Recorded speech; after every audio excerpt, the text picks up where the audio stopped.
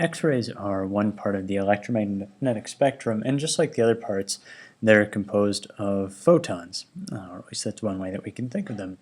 Now, X-rays and gamma rays both are just such high energy photons that they really deserve a little extra time devoted to studying how we can produce those photons, because it really does take a lot of oomph to make photons with that much energy. One way that we can do this is by causing electrons to speed up to extremely fast speeds by accelerating them through some potential difference and then having them collide with some target, some stationary target. And if we choose the target carefully, we might actually be able to get the electrons to stick to that target. So they move very, very quickly and then they stop. And so we have this big change in how much kinetic energy they have. And it turns out that when they change kinetic energy to that degree, what's released is a photon with that energy difference within the photon. So one method that we might use to produce this is something that looks like this.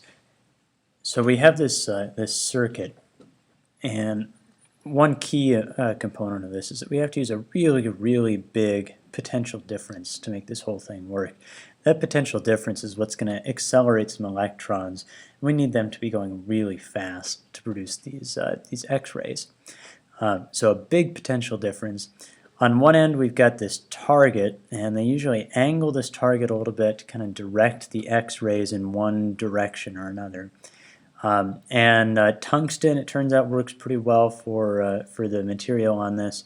The reason being that tungsten tends to, when we start sending electrons toward it, tungsten tends to let these electrons ionize or move away from the atoms fairly easily, but it also tends to grab onto these electrons that are coming in fairly easily. So we can have a better chance at catching these electrons completely instead of just slowing them or changing their direction. Now on the other end of our circuit, we have this extra little power source. All that's doing is heating up this coil of wire. We call it a filament. It's just a really thin coil of wire. And when we heat it enough, these atoms and the electrons in them, they just start to move a huge amount. And as we add more and more thermal energy, more and more heat to this system, these electrons will be, they can actually become freed on their own, or at least easy to free from this filament. So now this potential difference that we've created here means we're going to have a big negative charge over on this side of the circuit, big positive over on this side. So the electrons are going to tend to jump off of this really hot wire and move toward the positive end of this. Now this whole thing is enclosed in usually a glass chamber, and that chamber has been evacuated of as much of everything as possible. The reason for that is that these electrons, they have to travel some distance from the filament to the target, and we don't want them running into things like oxygen and nitrogen atoms along the way. We want them to hit this specially chosen material, this tungsten material. So we put these into a vacuum chamber, and when they go across here, they get sped up to extremely fast speeds. Some of them will get stopped completely by the target, and then all that kinetic energy that they had gets released as energy in this photon. And if it's enough energy, it's an X-ray photon.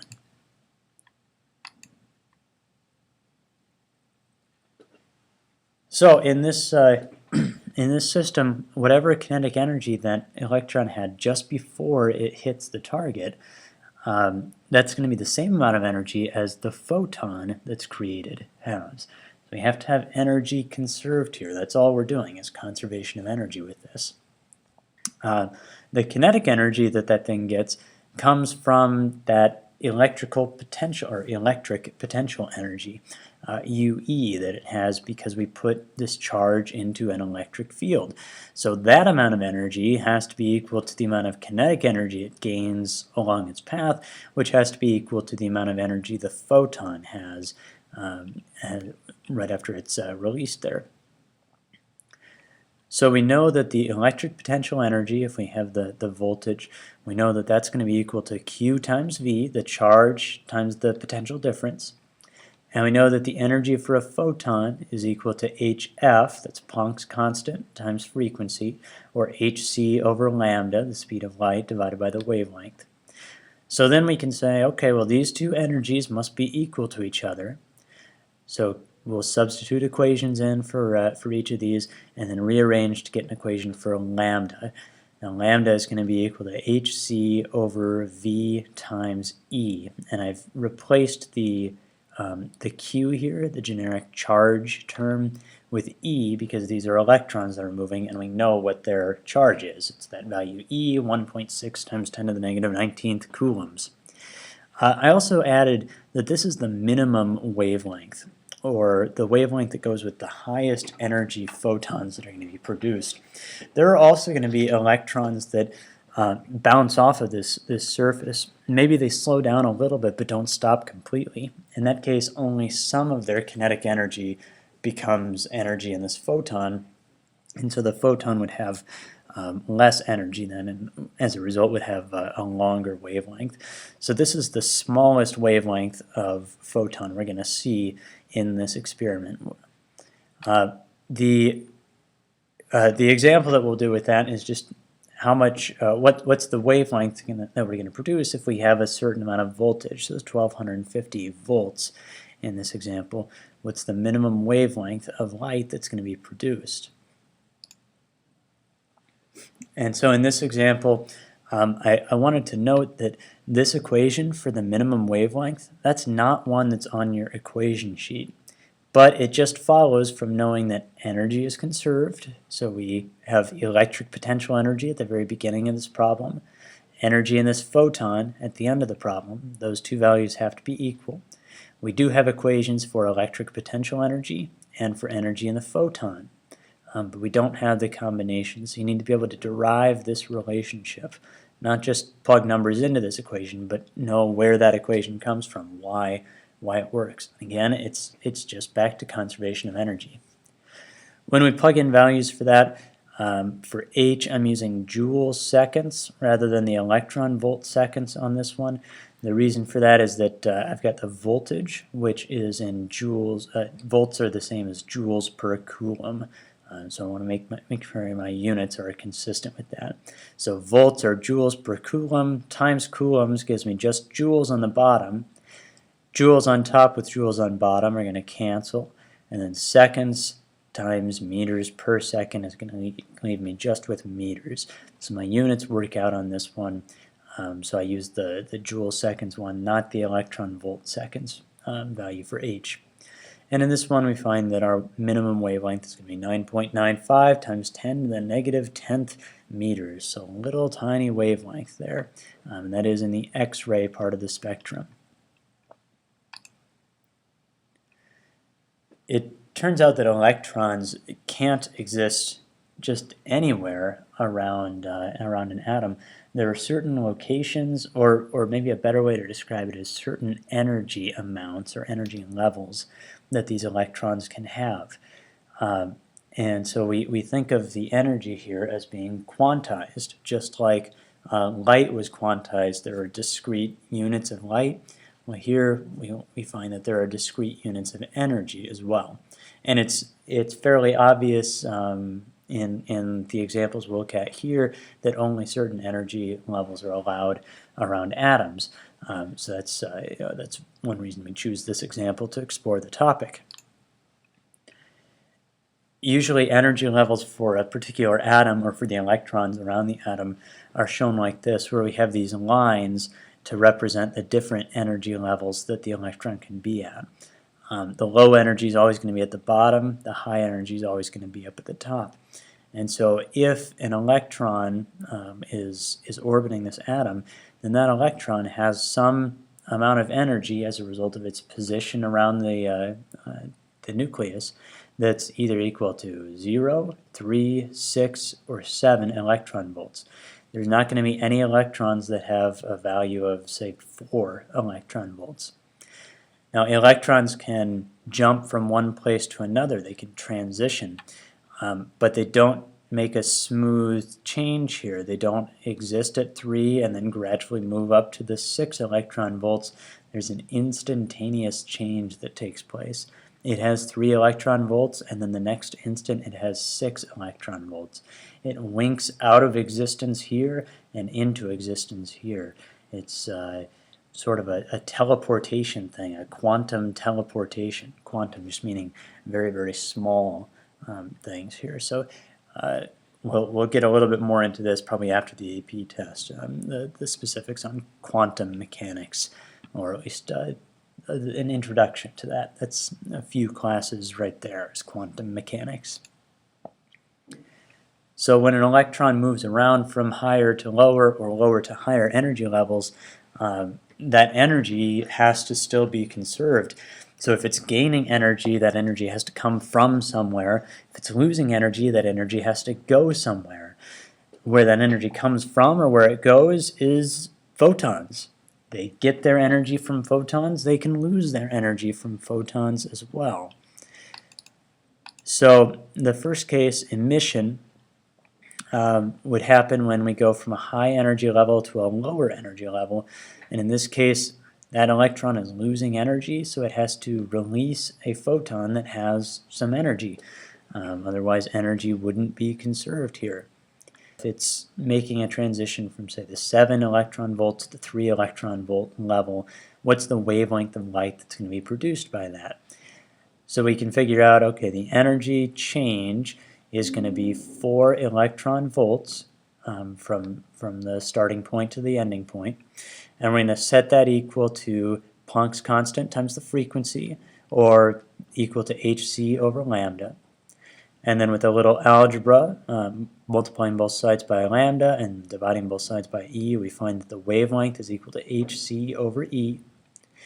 Here, since the energy is in electron volts, I'm going to use the Planck's constant value that's in electron volts as well, times 3 times 10 to the 8th meters per second.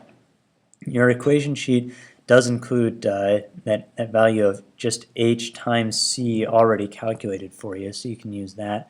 Oops, you can use that as well if that's easier for you to plug in here. But h times c divided by e, and we get this one was 3.11 times 10 to the negative 7th meters, or 311 nanometers for our final answer. So that's the wavelength of the light that we're going to produce in this transition. Now, if an electron absorbs a photon, it can jump up to a higher level, or if it has enough energy, it can actually jump all the way off the atom. We say the atom becomes ionized. It loses this negative charge and becomes overall positively charged. Sometimes with these electron energy level diagrams, we don't use 0 at the bottom as the minimum. We use 0 as the maximum. And so there's really no reason why we can't do that here. All we really care about is how much energy changes between two levels, not how much energy it has at any specific level. So here, if we want this electron to completely leave the atom, then we need it to get up above this maximum energy level, just slightly above the maximum energy level. So we need to give it 8.8 electron volts of energy. So in order to make that happen, we need to hit it with a light of a certain wavelength that has an energy of 8.8 electron volts.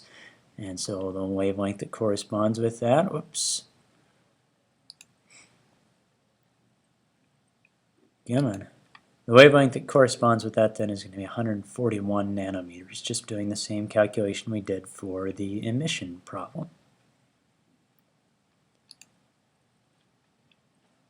Now, if all these different materials are emitting and absorbing light of different wavelengths based on their energy levels, then we can actually look at the light that's coming off of an atom, or the light that goes in and doesn't leave an atom, and figure out what the energy levels for that atom are. You know, which colors or wavelengths of light does it emit? Each one of those has a certain energy level. So we can start to piece together, all right, this atom has two energy levels that are this many electron volts apart, and it has two energy levels that are this many electron volts apart, and we get all these differences between energy levels and figure out what the energy level diagram for that would be. So here's one for hydrogen, and in this case the only ones that are visible are these four that are shown.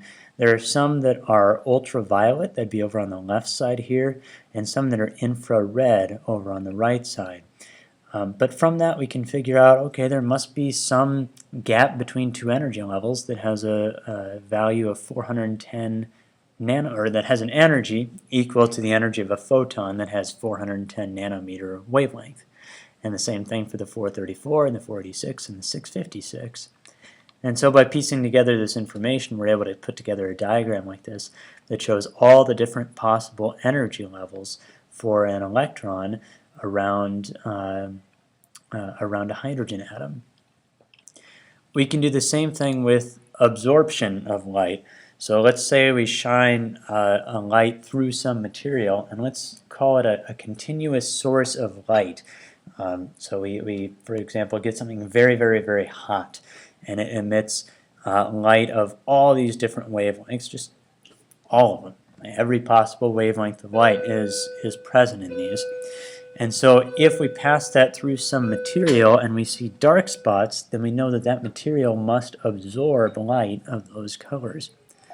This image shows the absorption of, sorry, give me just a second here. Okay, this image shows the absorption spectrum of the sun. So we know that the sun's core is extremely hot, and it puts out a continuous spectrum of light. So all the different colors with no gaps are put out, or at least it would look that way on a scale this size. So really there are discrete values of energy that are possible there, but they'd be so close together that it would look like one continuous spectrum. But when we point a telescope and a prism at the sun, we find that we don't get a continuous spectrum of light. We have all these little gaps in there. Each one of these gaps corresponds to light that's being absorbed by matter that's in the outer part of the sun. So the outer part of the sun is much cooler. It's not putting out light in the visible spectrum. It's only absorbing that light in the visible spectrum. So each of these dark bands corresponds with an energy level transition for some atom that we find in the outer layers of the sun. So using this, we're able to determine what the sun is made of, what's on the outside of the sun. We can also compare this image to similar stars and notice that the dark bands are in about the same places but shifted a little one side or the other. That's the Doppler shift, and it was that understanding that led us to understand that the universe is expanding, and we have the idea of the Big Bang theory, and huge amounts of research has gone into this, and just really world view altering findings, initially based on just this one picture and little dark spots in the spectrum of light that our sun puts out.